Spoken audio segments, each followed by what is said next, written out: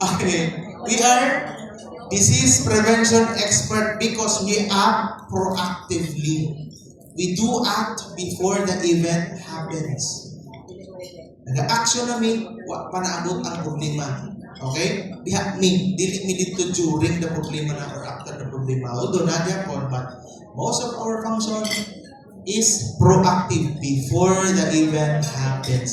We are for prevention rather than cure. Okay. Correct ka dun, ma'am. So, unsa na yun siya? Ang pinaka-legal foundation is a PD 856 or the Presidential Decree 856. Magawas sa example niya, number 12. Okay.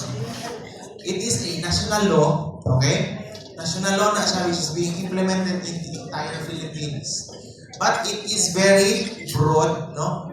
Daghan bala ko diha na dili na directly applicable sa Davao City. Okay? Sama sa bawal ang baboy yung si PD 856 sa mga backyard.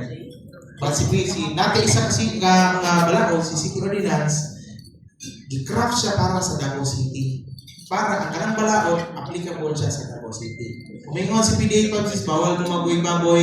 Si City Ordinance 078 or the Health and Sanitation Code of Davao City, mayroon siya, pwede mo magbuhig baboy, di lang walang pasagtupan. Okay? Kung mayroon si PD 856, bawal magbuhig manok. Si City Ordinance, mayroon siya, pwede mo magbuhig manok, di lang walang pasag na pulo.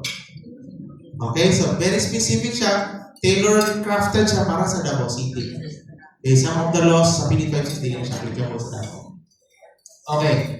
Also known as the Code on Sanitation of the Philippines, enacted to establish comprehensive standards that safeguard public health through proper sanitation practices nationwide. Diri na mo ginakuha ang tanan findings mo ang basis, ang among recommendations, ang among actions, diha na mo ginakuha.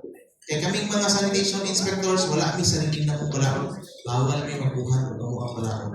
Ina-follow na mo kung kasi pinaigon sa National Law o sa City Ordinance 078. Klaro.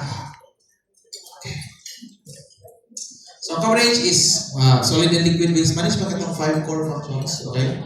Food safety and hygiene, water quality